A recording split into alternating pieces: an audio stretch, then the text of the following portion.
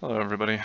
We're going to go ahead and go through some of the more advanced things that you can do with the MSUPCM++ program.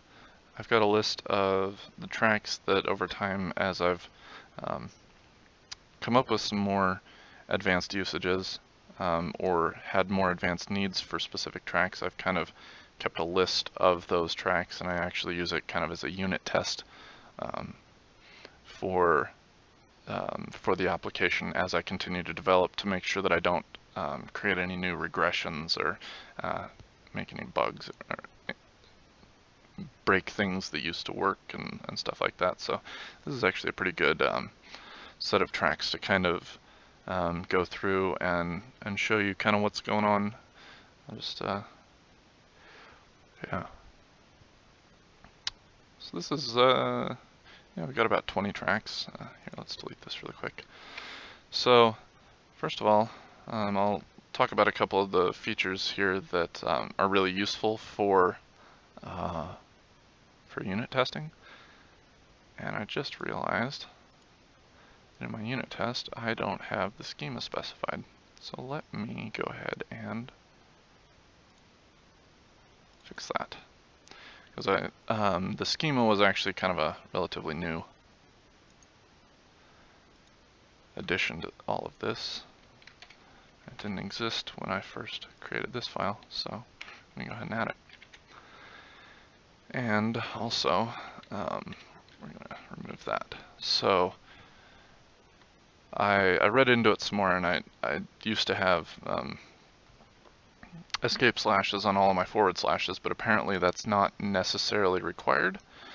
It's allowed, depending on your parser or whatever, if it might break on unescaped forward slashes, but it's not actually required. So let me go ahead and remove those so that then it actually shows up as a valid URL.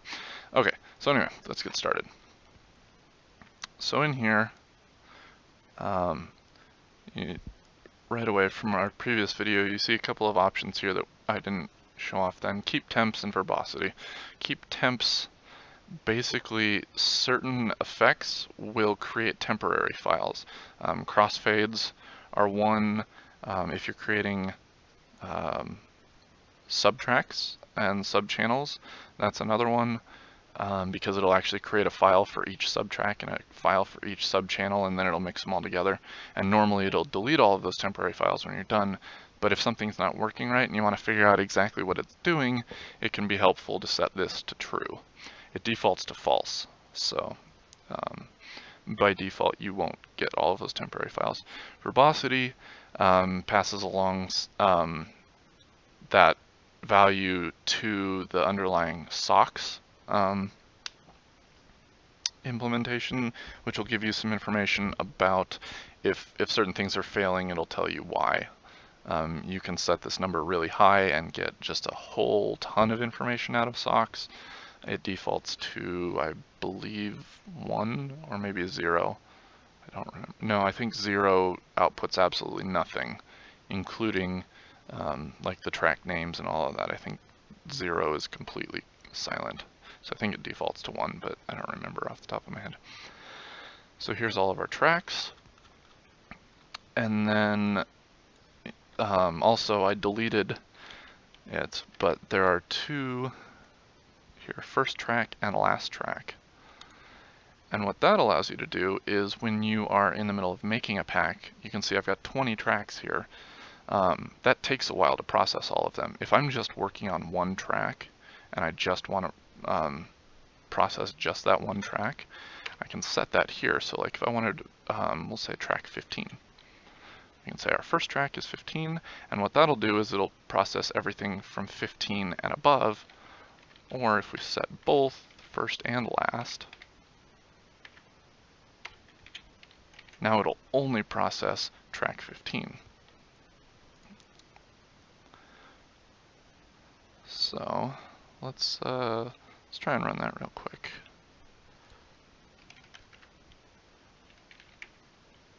Hold up. Oh, yeah, this is in my source repo, so I gotta go here. No,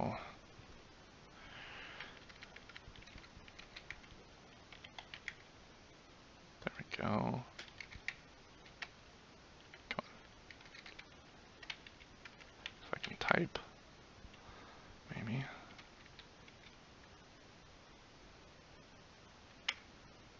There we go. So you can see it just did track 15 there. So, those are useful. And now we'll just kind of go through each of these real quick and kind of show off what the effects are doing. So you can see my global normalization is set to -18, but I can set it on a track-by-track basis here. So this first track, really the only thing I'm doing special is I have a crossfade. So real quick, I'm going to set this to true. I'm going to say our last track is 1. So let me go ahead and open up that file. It's 5 green memories. So this is from Chrono Trigger. It is Blake Robinson's. And let's see here, what are my values? 2685709.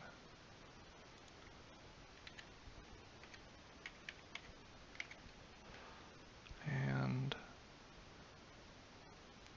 5096390.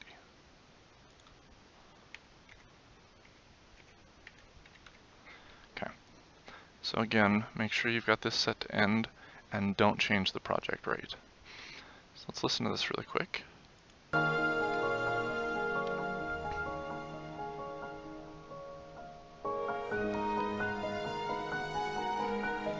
So you can hear there's kind of a sudden jarring jump because, and you can even see it here, where it fades out to almost nothing, and then it's jumping back to here where there's a whole bunch of stuff playing.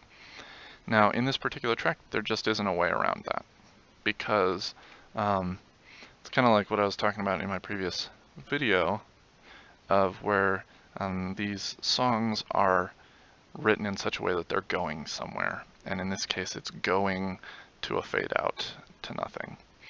And once you get there, now you're trying to jump back here and you're in 2 very different places in the song. I tried doing a loop out of this first section, and if I remember correctly, there's instruments that aren't playing here because it starts out really soft with not very many instruments, and then a bunch of instruments come in here, and then you jump back and it's the same thing where you're not in the same place in the song because now there's a bunch of new instruments that just cut out, and you can hear that and it doesn't sound very good. So one way to solve this is with a crossfade. And what that does is it comes here and it takes some of the end and it starts to fade it out, and then it takes some of this section before the loop and starts to fade it in before the loop, and then it mixes them together here at the end so that this part is fading out, and then the part that you're going to starts fading in here, and then eventually when you hit that loop point, this part will have fully faded all the way in, and then you get more of a gradual fade into the next part. Now you don't want to set too much of a crossfade, or else you'll notice the crossfade. It'll sound like, oh, the song's ending, and oh, the song's starting up again. However, I'm going to go ahead and close this.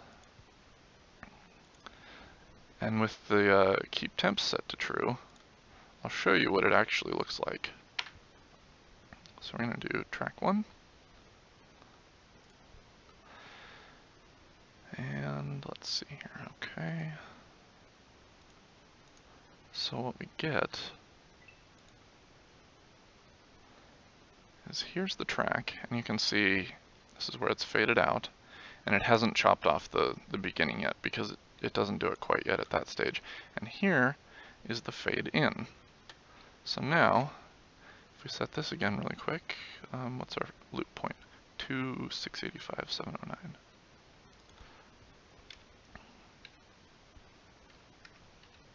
So if we mute this, we'll hear this again.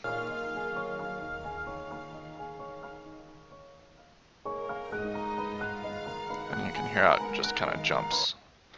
But with this fade in, so this section right here is actually copied from right here and right here. And it slowly fades it in. And what we get is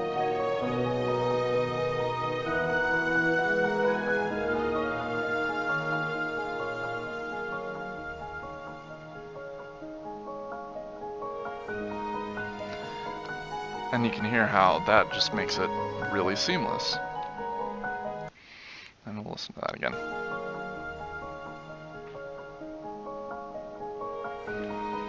So you almost can't tell that that wasn't how it was supposed to be. So the crossfade is a really powerful tool. Oh, here, actually really quick.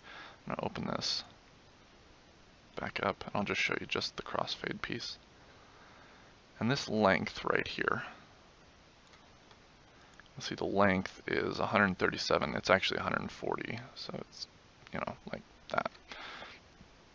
But that value is the length of the fade in, and that's the number you put here.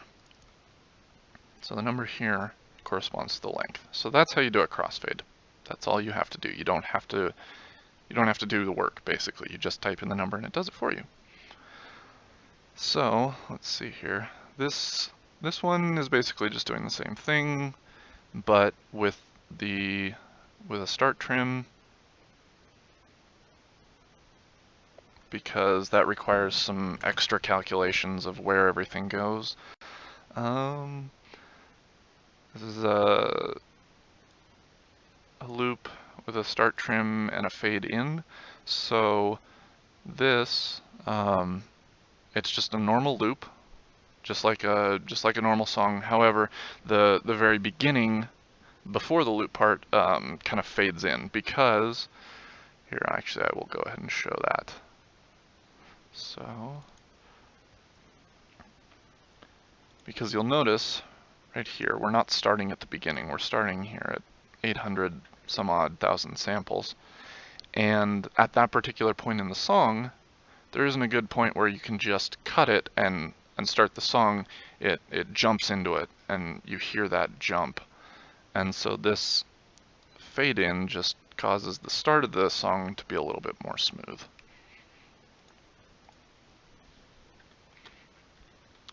So all I care about right now is the start. Start is 825,943.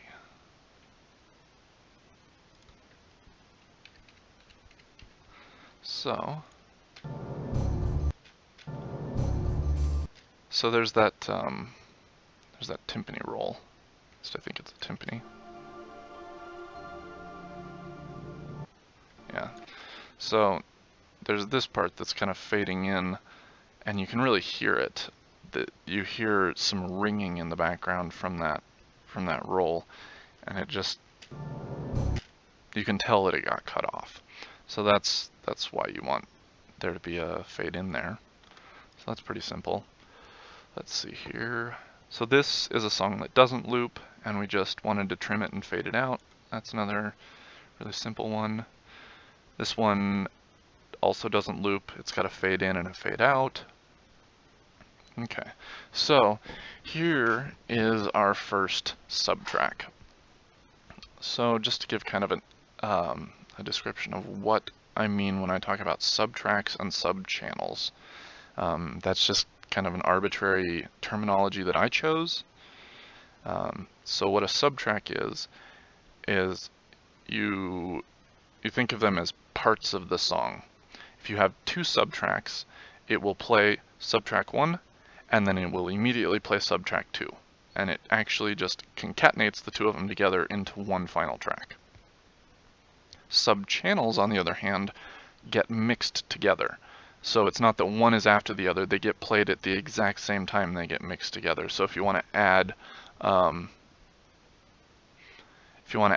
sound effect in the background, like if you want to add a rainy sound behind the audio, or behind the music, or a wind sound, or something like that, that is present in the original SPC, but maybe is not present in your your music, so you want to add those sound effects back in, that's one way to do it, is with a sub-channel.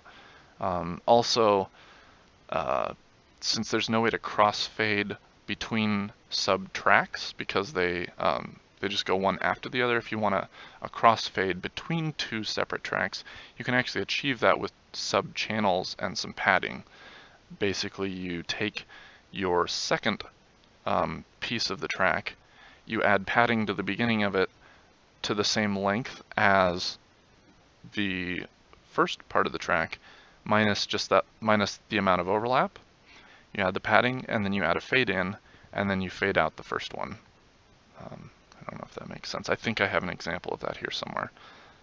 So what we have here is we have, this is the final battle in Chrono Trigger, that the SPC track actually starts out with the sound of Lavos screaming, and then it starts playing the music. Those are actually one single SPC track. I'm not sure if they're the same SPC track. All I know is in the MSU implementation, they're played as the same track. So Blake Robinson's audio is just the music, and it doesn't have that scream effect. So what we need to do is we need to add that scream effect. So I have this file, which is just ripped from the SPC and recorded as a WAV file. And then we have the actual music. And I will go ahead and show you what that would look like if you were to do it manually. If I can find it here. Okay. Click the wrong button. Okay, open. So, we're going to play this.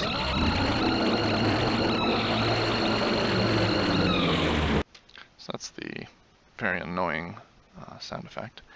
And then, where is it? Here's the final battle. So, what we actually want is, it's going to be like we cut it here, and then pasted it there. Okay. So, it's going to sound like.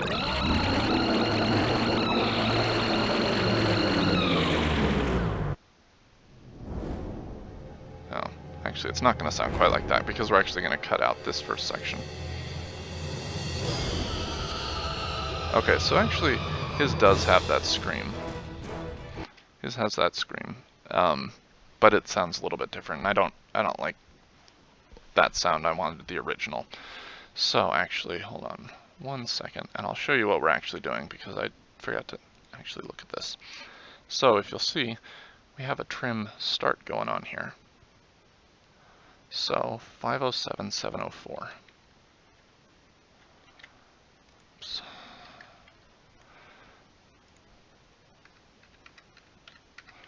So if we take 0 to 507, 704 and cut it,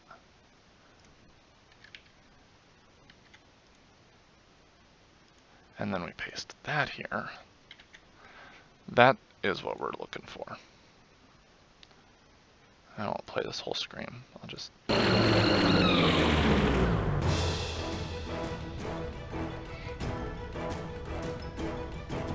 So that's what we're trying to do here. Now, in addition to that, we also have a trim end and a loop. Now, if we wanted to do that here, and we wanted to do it manually, we would actually need to know the original length of this, we would need to know the full length of this, we would need to then, we would need to do the cutting, we'd need to do the pasting, and now we could find a, say our loop point was here and our end point was here or whatever, and then we would write down those numbers. However, we don't have to do that. So we're going to go and we're going to look at the original file. So this is the original untouched file, and we're going to ignore the scream file for now. We're going to look at these numbers. So the loop is at 1494774.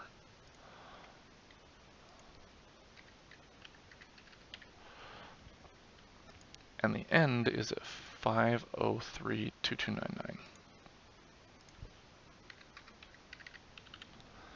So here's what our loop is going to sound like.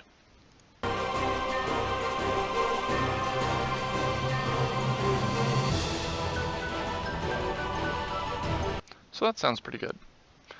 Now notice that these are the actual values from the original file. Before we cut it, before we pasted it and added the extra part on the front,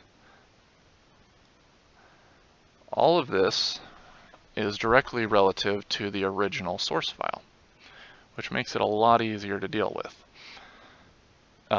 The program does all of the calculations for you because if you look at the actual output file, the loop point is embedded in the output file, and that loop point that you're going to get is not going to be sample number 1494774.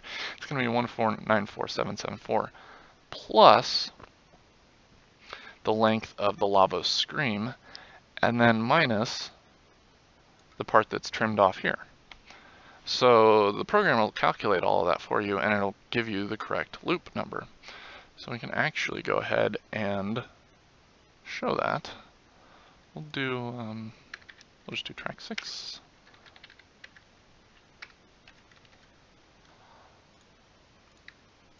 Let's delete my old temps. Okay.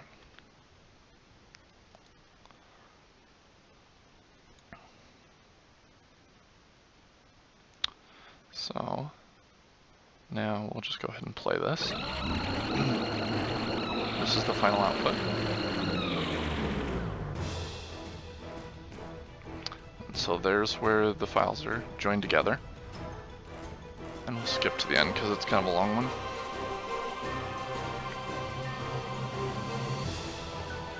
And there it just works. So that was something that I spent a lot of time trying to make sure worked, was anytime you have a sample number, like a fade-in number, well, that's not really a good example, but like a trim sample or a padding sample or a loop number, that number is relative to the original file in whatever block it's in. So in this case, the loop is in this block, and so it's relative to here, and it calculates it from there. There's another, let me scroll down and skip a couple really quick just to see if I can find an example. Okay, so here's an example really quick. Ignore some of the option stuff right now, but you can see we have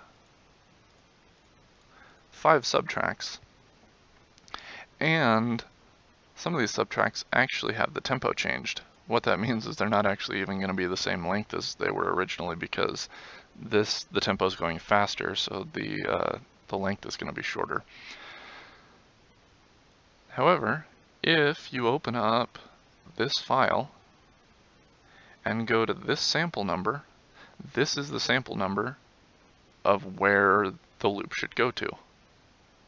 And it'll calculate in the final output file where that sample actually exists in the final output, even though we're trimming and we're changing tempo and we're putting together a whole bunch of subtracks and all kinds of stuff. It will still be able to calculate that for you. So where were we? Okay, so we are in track number 6. So that gets us that. Okay. So here's another one from Chrono Trigger still. And what's going on here is we have a song that basically is made up of 3 parts.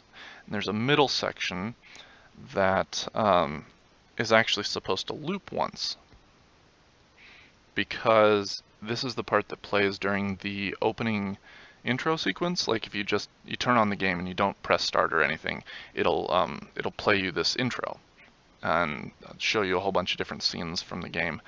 And that intro has a specified length. It's supposed to be a certain length, and in order to get to that length, that middle section needs to loop once. Or in other words, that middle section needs to play twice. When Blake Robinson did his version of the track, he only played it once, which means that his file, or his song, is like 30 seconds too short, and it'll just end 30 seconds early, and then you've still got this intro playing with complete silence, and you don't want that. So what I'm able to do here is basically use the same methods that I did for finding an endless loop point, and I just found the start and the end of that loop. But instead of looping endlessly, what I did was I chopped the file into 3 parts. There's the part before the loop, the part from the beginning of the loop to the end of the loop, and then the part from everything after the loop. And then what I did was I just copied that middle section twice. And that's why you'll see right here, this part and this part are identical. It's just copying that same section out of the file twice. And now you'll also notice that here in the subtracks don't have file names. Where here, the subtracks are actually built out of 2 separate files, and so you have to include the file name twice. Here you don't have to do that because we're using the same file for each of the subtracks, and they inherit the file name from the parent. So that's just, you know, a bit of laziness on my part, but it also makes it a little bit cleaner. So we have one file, and here we're trimming a little bit off the start because I don't want to hear, I want to say that's probably silence or maybe a fade in or something, I don't remember. So here at 2041381, that would normally be our loop point. If we were going to loop this song endlessly, what we would have is trim start here. This would actually be the loop, and this would be the trim end, because then this loops back to here. So instead, what we're doing is we have the start, here's the loop, here's a second copy of the loop, and then here's everything after the loop. So let me just go ahead and run that one, and we'll play it for you so you can hear it.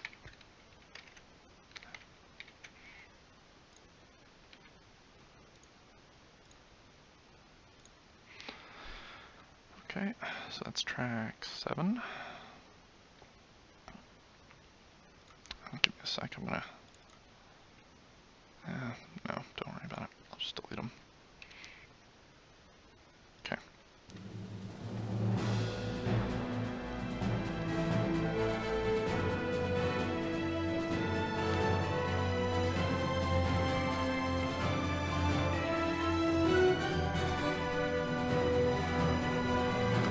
I'm gonna skip ahead here really quick. I want to say... So I think the loop was right about there. Let me see, I think I have it marked.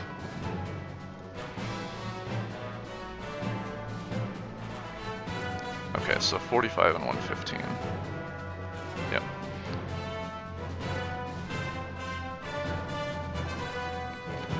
So right here, this is the end of the first loop. And this is going back to like the 15-second mark.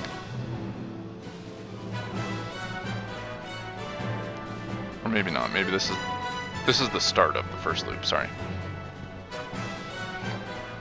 So just kind of listen to those trumpets playing, because you're going to hear this again.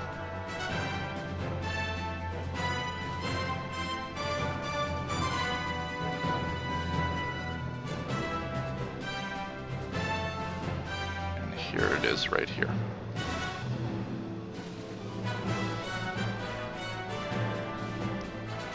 So if I wanted to, that would be my endless loop. I would just create an endless loop right there. But instead, I only want to play this section twice.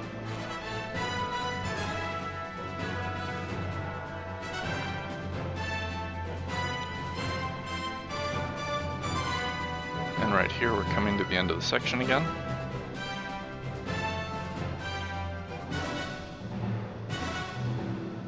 And now it continues on with the rest of the song.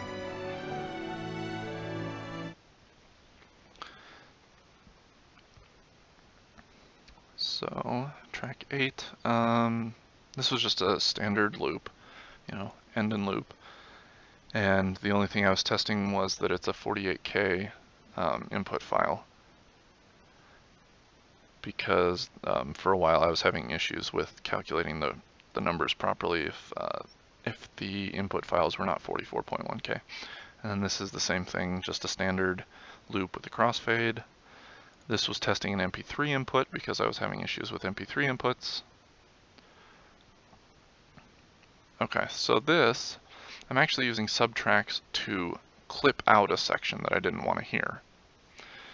Because you'll notice that the trim end, so there's no files, they're both using the same input file. So the end here at 149.0486 is not the same as the start. Where up here, this end was the same as that start. And this end was the same as that start. This is not the same. So basically I'm clipping out the section starting here and ending here. And then it's all going to be gone. So after we trim out that section, and you can see I specify the loop point here, because the loop point exists in this section.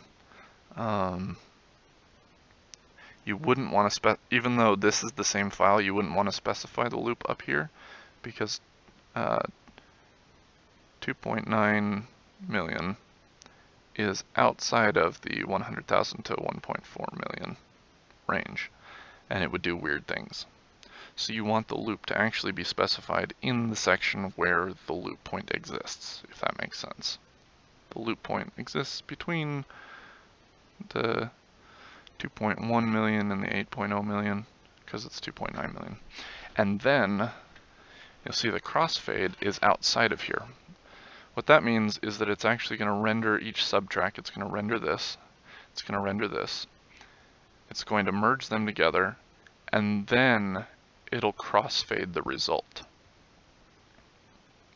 And that's important, because I needed a crossfade, but I needed a crossfade on the final track.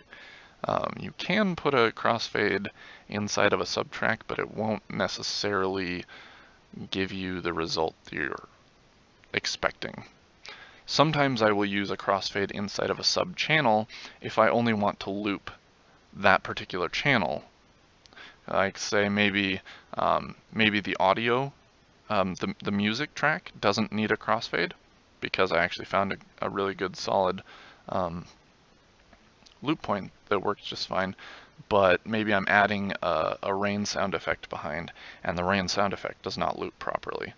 So I might add a crossfade to just the rain subchannel, and then not crossfade the music track.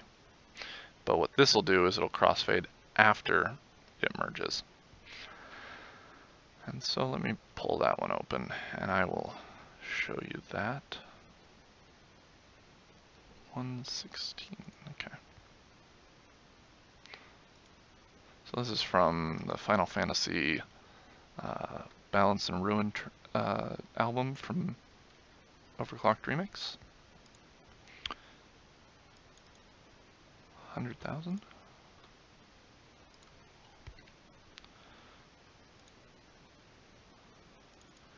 $808-4874. So this is the section of song that I want to play. However, let me see. At 149.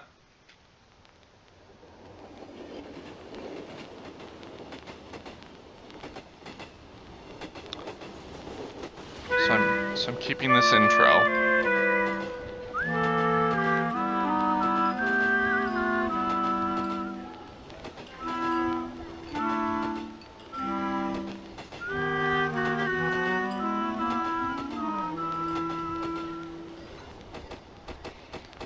And what I'm cutting out is I'm cutting out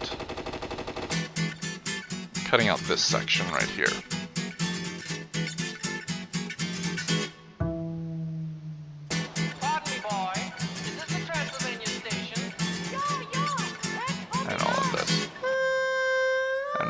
There is where I actually want to go. So I'm cutting out, this whole section. I want to play this. And then just jump straight to here. So that's what I'm cutting out here in the middle. And you'll notice I'm grabbing quite a large chunk of the song, and that was kind of unavoidable. There really weren't any good shorter loop points that worked very well. So that's what I had to do. Unlike, I stated in my last video that I like to keep my loops short, and I like to not include a lot of the variations in it, but sometimes it is unavoidable. So let's go ahead and process that one, and we'll see what it sounds like. Well, actually, here really quick, I can show you directly in Audacity exactly what it'll sound like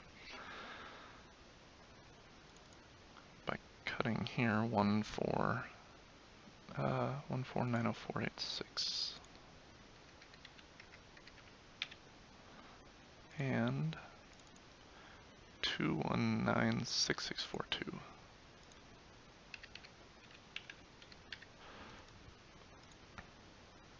So we'll cut that, and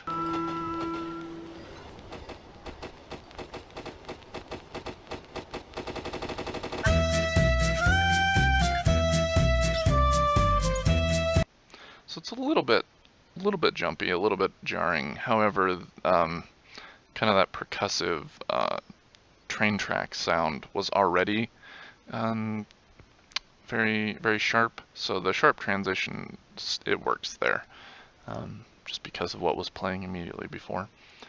And I'll show you now that that's exactly what we get.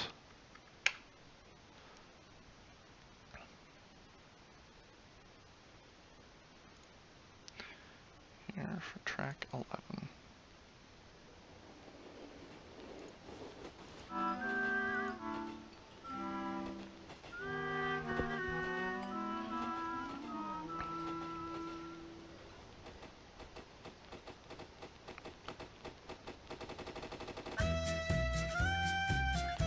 And then here's our loop at the end.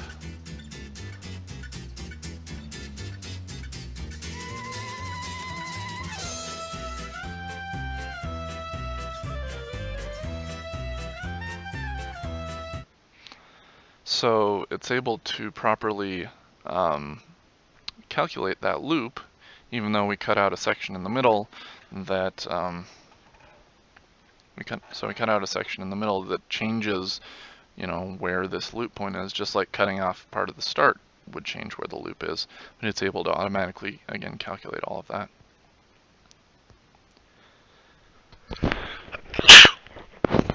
Oh, excuse me. Okay, so one effect I'm not really happy with in SOX is their tempo command. The tempo shift in Audacity sounds better. The one in SOX, well, I'll just go ahead and show you.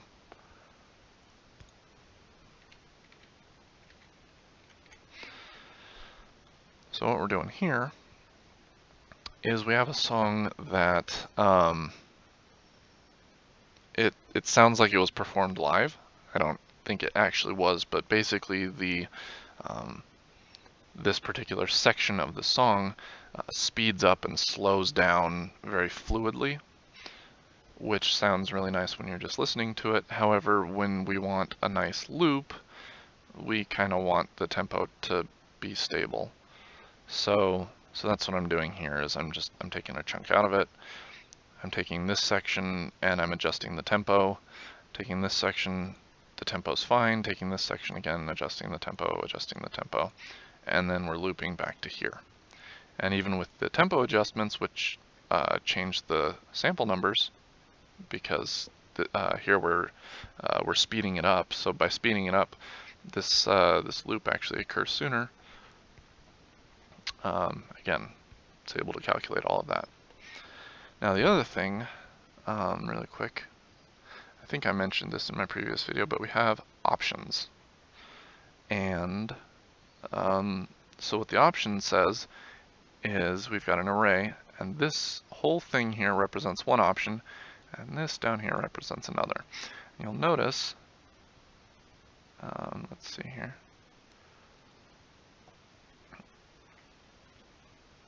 So it doesn't quite line up. Let me try and figure out what's going on here. Oh, okay.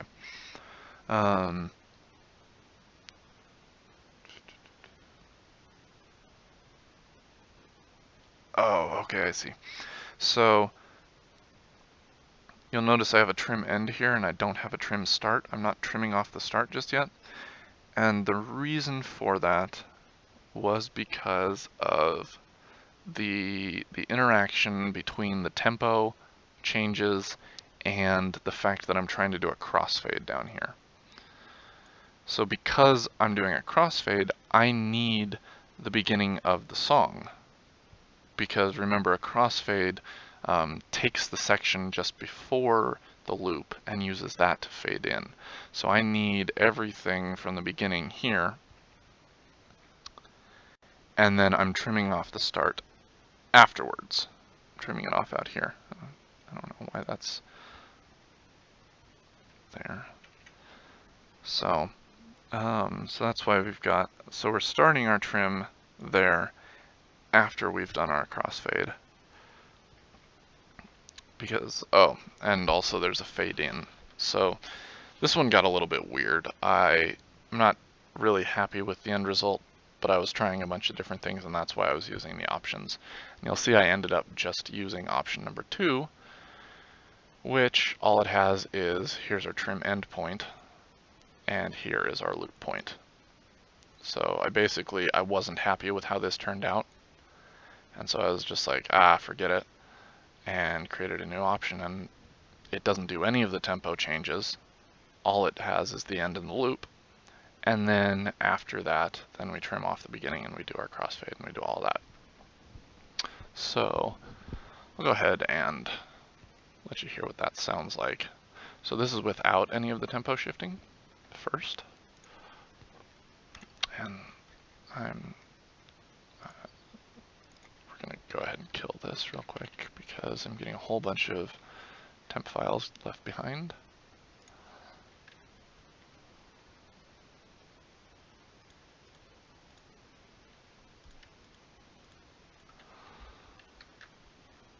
Okay, so here's what track 12 sounds like.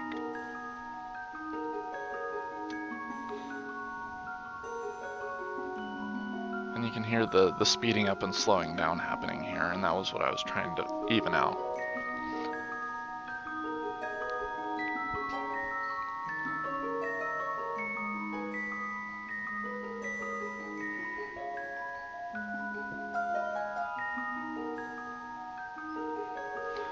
So that's what's going on there. If we want, we can go ahead and listen to option number 1, but the SOX tempo command, like I was kind of saying, it's kind of hard to describe. It doesn't sound good. Well, we'll just run it and I'll let you listen to it and hear how it sounds. So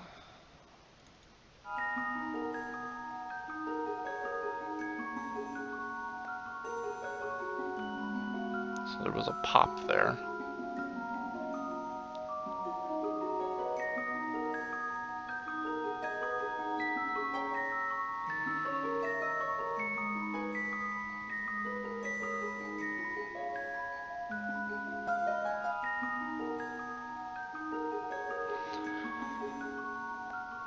There's the pop again. And so that pop is one of the things that I didn't like about it, and I don't know, it's hard to describe. On some songs it sounds better than others. On some songs, when you try and apply the tempo, I don't even know how to describe it. It doesn't sound good. Let me see if I've got this one down here. No, looks like I don't have it. There was one track for Super Metroid that I tried doing it with a lot of tempo changes and it didn't sound good.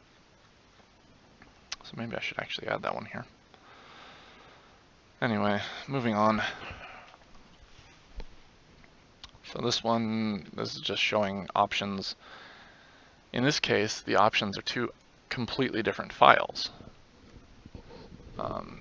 that came from two completely different sources. This one came from the A Link Between Worlds soundtrack, and this one came from Dracula 9 Anti-Chapel. And basically I just have both of those options, and they have the trim end and the loop that go with that particular file. And if I decide I want the Link Between Worlds version, I just use option number 1. If I want the Dracula 9 Anti-Chapel version, I just use option number 2. That's really all that's going on there. And actually, we'll just go ahead and show that. It's pretty simple.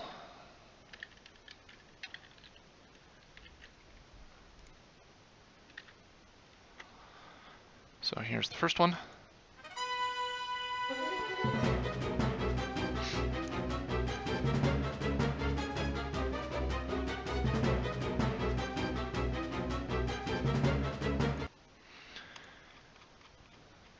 And then if I change this, and you'll notice that things like the title and the normalization, those are outside of the options block. That means that it uses the same value with either option. So then if we go here, and just run it again, and now you'll hear it's a totally different song. However, it has all of the options that it needs to properly represent this this option of the song. And if we just go here, you can see it loops just fine. So you can put an options block almost anywhere. You can put it in a subtrack, you can put it in a subchannel, you can put almost anything inside of an options block. I could have subtracks in here, I could have subchannels in here, I can do a whole lot of stuff. So an option basically just means treat everything inside of here as if I copied it and just pasted it out into the main section. Or, well, if you copied it into the direct parent. So if I did it inside of a subtrack, the option would only apply to that subtrack, and so on. Let's see here. So this is just one song, where the one song actually represents 3 separate MSU tracks. So there's nothing really special about it. There's no loops in any of them. So it's just taking the same file and just applying different trim points, and like this one has a fade out. So there's nothing really special about that. So this one's kind of interesting. So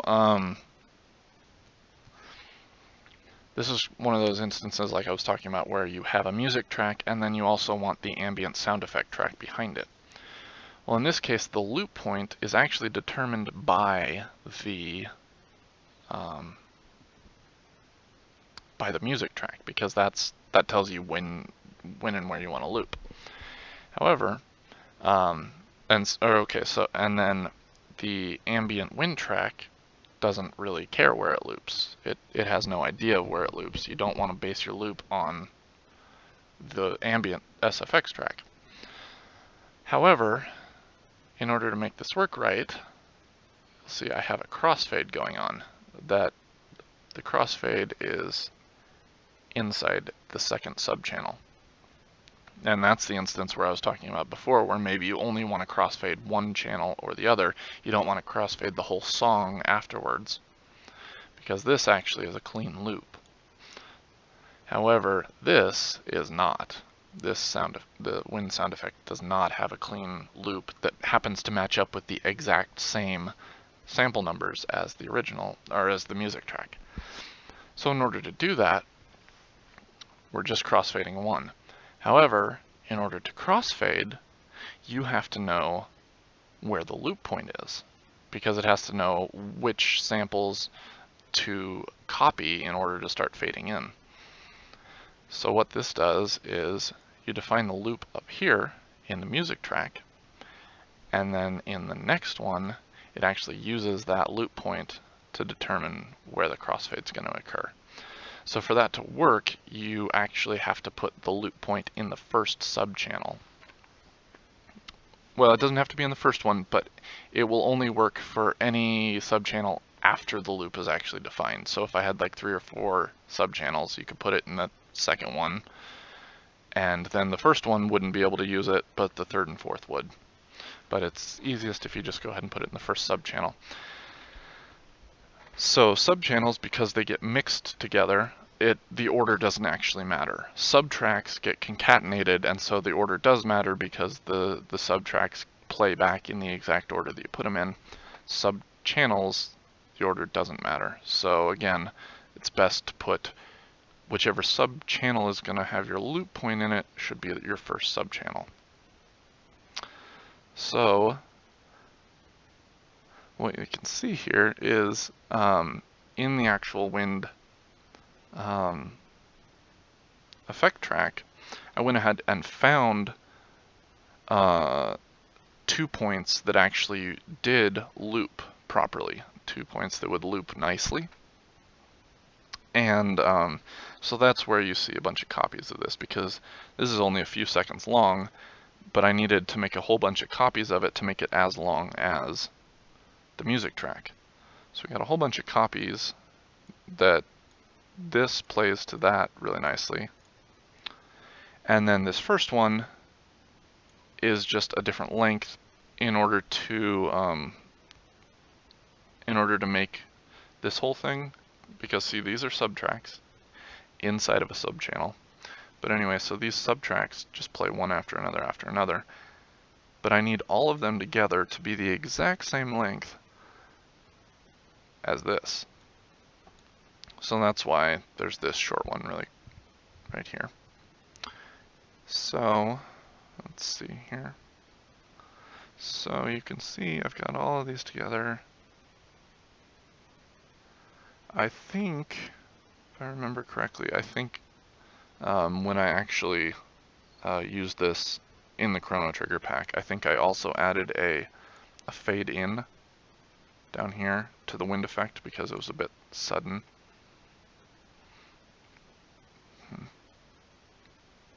And what else is going on here? Okay, so the whole track is normalized to -30 decibels. But you'll see I also have a -24 down here in this subtrack. What that does is that affects the balance between the wind and the music. So by default, if you don't put a normalization inside of a subtrack or a subchannel, it doesn't do any normalization to the subtrack or the subchannel. It just mixes them exactly as is, and then takes the final output and applies normalization to that. However, in this case, I believe the wind was too loud. So what I did was I came here, I made the wind softer than the music, then they got mixed together, and then the final output of everything got normalized to that level. So I'm probably explaining this terribly, and for that I apologize. So let's just go ahead and, let's see, this is track 17.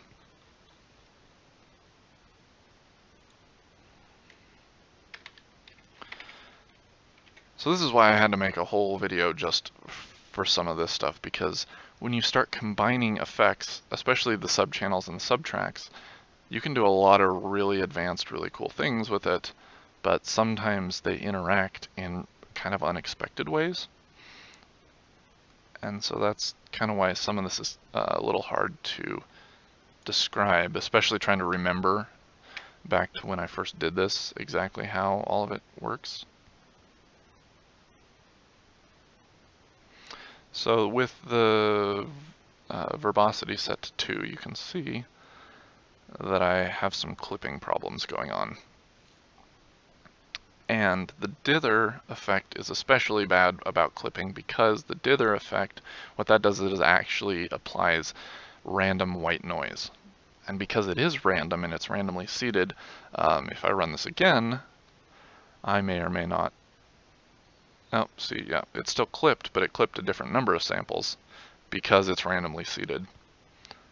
So sometimes you just run it a couple of times until it doesn't clip, or sometimes you go and change your normalization level to bring it down a little bit. Yeah. Dither is a little bit hard to, when you get dither clipping, it's a little bit hard to track down exactly where it's happening. But really quick, I'm going to go ahead and keep the subtracks so that I can show you how that turned out.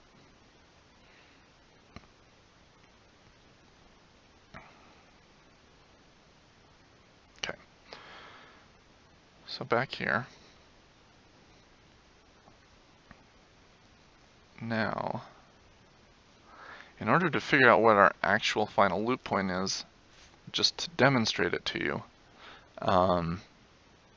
what you'd have to do is you'd have to take your loop point minus your trim start. Or, in this case, I am just going to go ahead and open up. Oops. I'm going to pull it over here. Just do it off screen. Well, here we go. I'll just do it here. I'll show you how it's calculated. So, 2, 3, 4. So this right here is our file header. Actually, it's all 8 of these bytes is the file header. The first 4 you can see are just MSU1, and then this is our loop point in little endian notation. So you actually want to read it from right to left. Right to left being each pair is read as a whole, so it's 000625 EC. It's not 006052 CE. So if we go here and type in 625 EC, that gives us 402924, which, if we did it correctly, should be the same as 402924 here.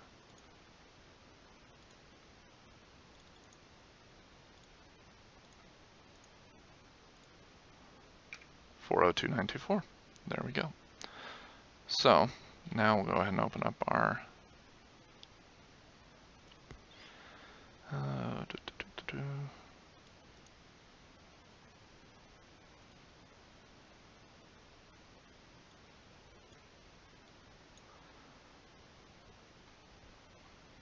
so here, let's see. So I'll just show you. Here's the wind effect. Oops.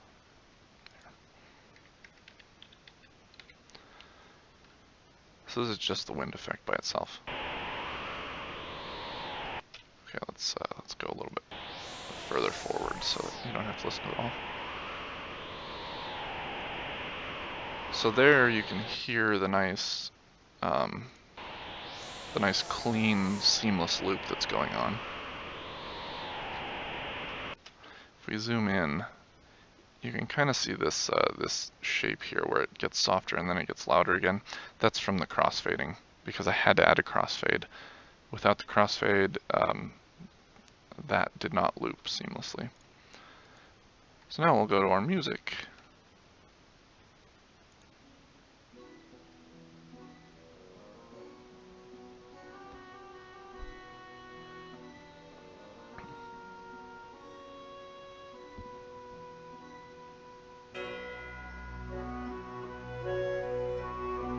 So there's a bit of a sudden sharp hit there, but that's actually kind of how the intro works too.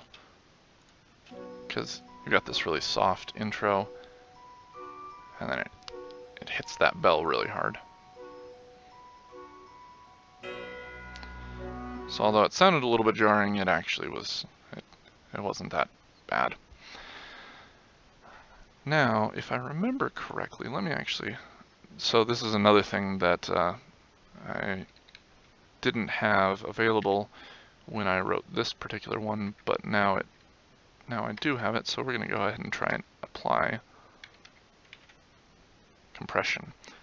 Compression is dynamic range compression, and what it does is it tries to make it so that these soft sections are louder and these loud sections are softer. So it doesn't make the whole song louder, it tries to even out the volume of the whole song, because otherwise during this section you can see how quiet this is versus the wind. You're not really even going to be able to hear this at all. So let me try and run that again, adding in compression.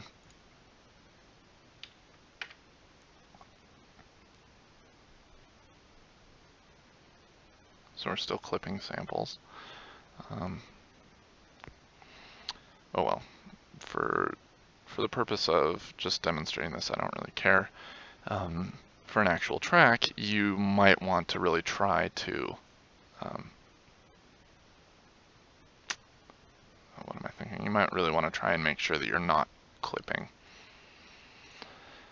So now you can see how this whole thing is a lot flatter, where these sections that were really quiet are now louder, and these sections that were almost full scale here are now not.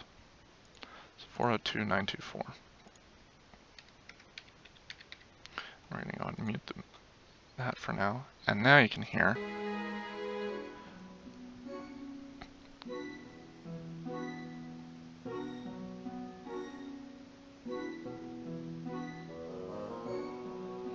So you can hear this section is a lot louder than it was before.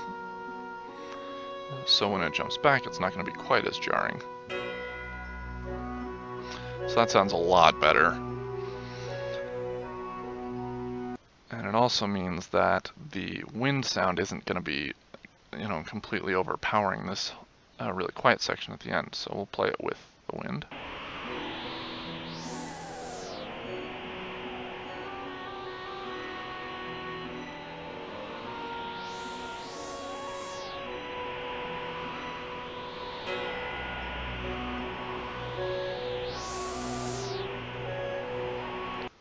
So that's what we've got going on there, pretty much. And then if we would just want to play the final output, this is what we get.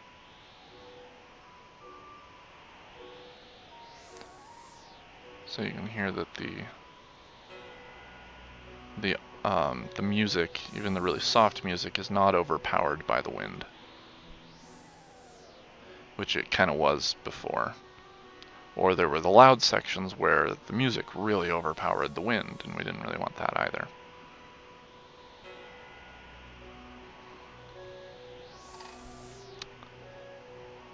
So that's how compression works. Right now I only have a true-false option there. There are actually a lot of compression options within SOCKS. I don't fully understand them all, so what I did was I read around and tried to find a good preset, and so the preset is hard-coded in there, and it's worked pretty well so far. Down the road I may add the ability to provide your own parameters here in the configuration file, but I don't currently have that option.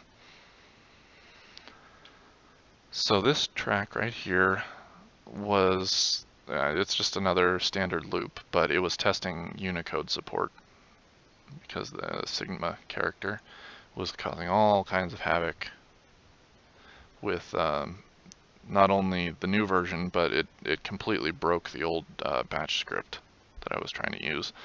So so that was something that I wanted to add support for. So that's just a unit test for that. Nothing special there. Okay, so here, this was the unit test when I actually added crossfade. Or sorry, not crossfade. When I added compression support. However, this also includes another interesting feature that I added fairly recently. The ability, and this was in the old version as well. So this did exist before. It just took me a while to implement it in the new tool. The ability for the start point to be after the loop point in the song. And the reason for that is, let me see if I can explain this. So let's say the song plays through multiple loops of the song, and each loop sounds a little bit different. Now you find a good point at the end where you want to end your loop, and you go back to another point where you want to start that loop, because that's where the instruments match up, that's where the volume levels match up, that's where everything matches up. However, in this case, this is one of the boss themes, and it's a very very dramatic, very sudden, very dramatic piece. And the spot that I found that loops well is actually a quieter section. And once I had looped that, there wasn't a good start before that loop point that, the start of the song before that loop point was also very quiet. It was quiet, and it kind of slowly built up into the dramatic part. However, in the original song, it just comes straight at you, right away, immediately, very dramatic right from the start. And so what I wanted to be able to start the song kind of in the middle, at the second loop, where the song was already up and dramatic and stuff. So I can actually show that to you here. I'll just go ahead and open it. Ridley Dragon boss theme.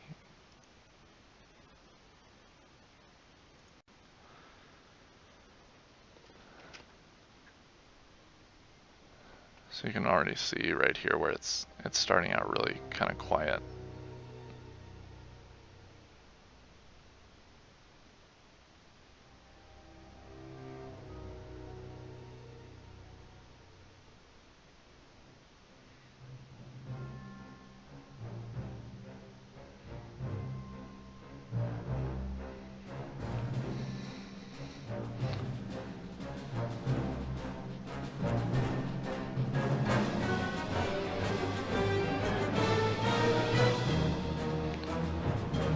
So that's what the start of the song sounds like. And once I found a good loop point, the loop point that worked was, let's see here, 887757.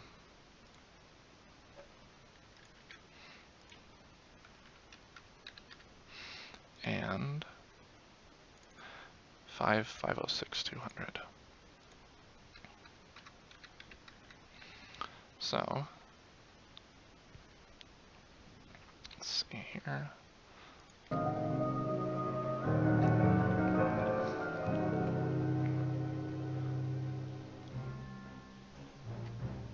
So you can see that's kind of that's a soft section of the song.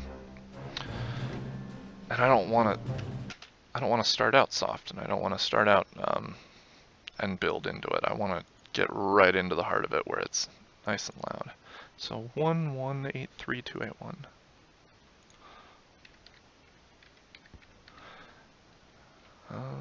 That doesn't seem right.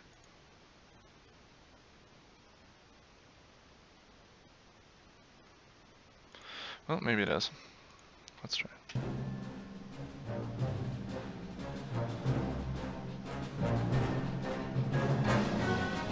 So I don't think that's where I ended up using it. That's weird. Or maybe I'm thinking of a different song, but you know, if I wanted to start, let's see. So let's say I wanted to just start right here.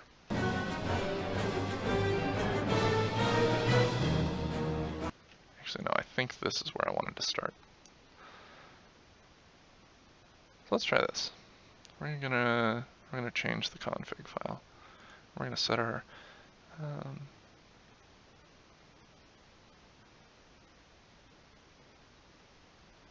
yeah, I'm gonna set it to there.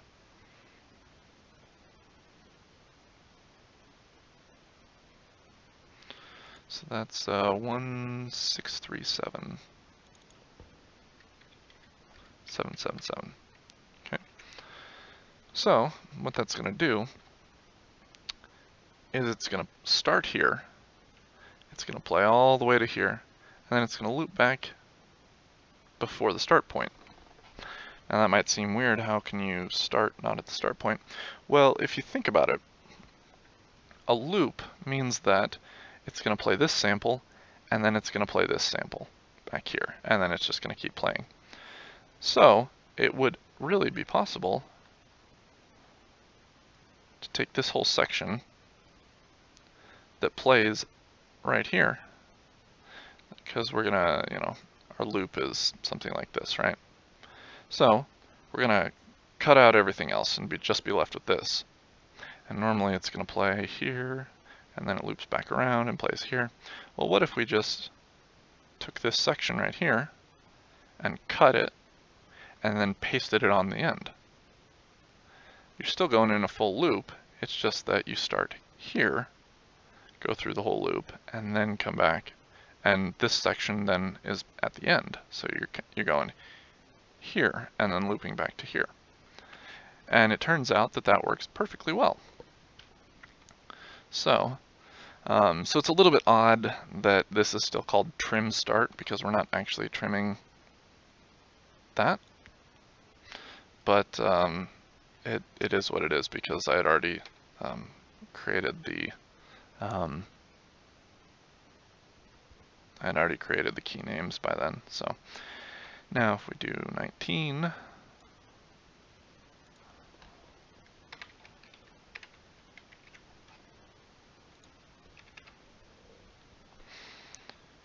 we should.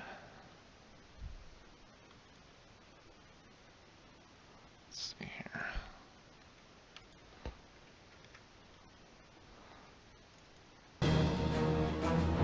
Okay, so that wasn't a really good starting point, but it works. Just for demonstration here.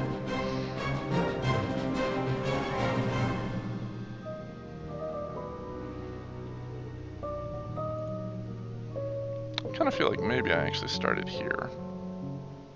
I don't remember.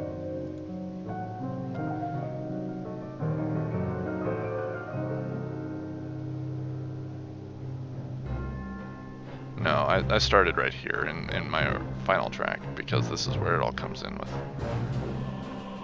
Yeah. Anyway, so that just demonstrates, and here we'll show you that the loop point still works properly.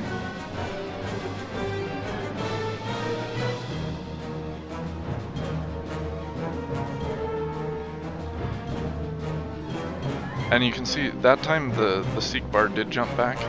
That's just because of the way that that I programmed this. If the loop point in the file is set to 0, then my plugin doesn't infinitely loop it because a lot of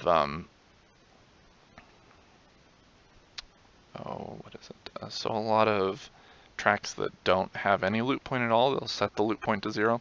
And so to support those, I don't loop anything that starts at 0. However, you can come in here and tell it to repeat the song. And if you tell it to repeat the song, then it'll loop that that song that loops to 0. So you can see that again.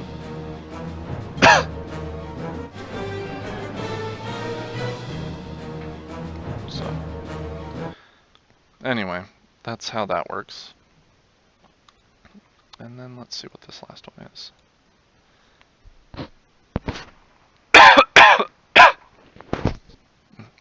Sorry, I've got a cough going on. I'm trying not to cough in the mic, but so this is just a demonstration of a start padding, and all it does is just loops the track normally, but adds silence to the beginning of the track. So there's not a whole lot special going on there.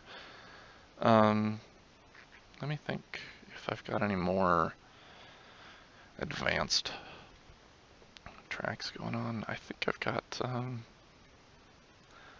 one here. Let's take a look at this one.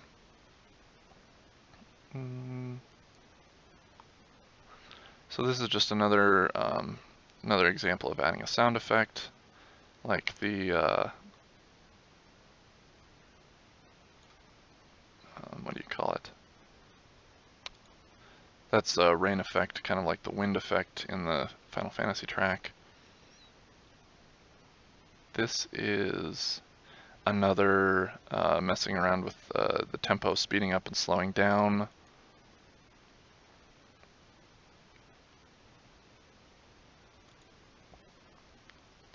Yeah, most of this is pretty basic stuff.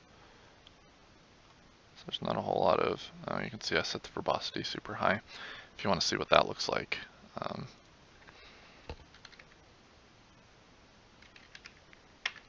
That's the kind of information you get out of it, just for a single track.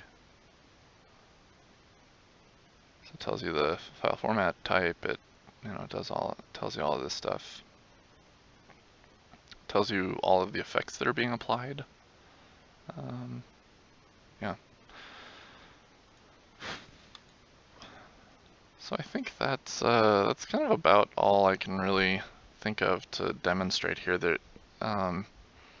there's a lot you can do with this when you start combining effects, when you start combining subtracks and subchannels, and using that to either piece together separate files or split apart a single file and apply different effects to different parts of that file, and then you put it back together again.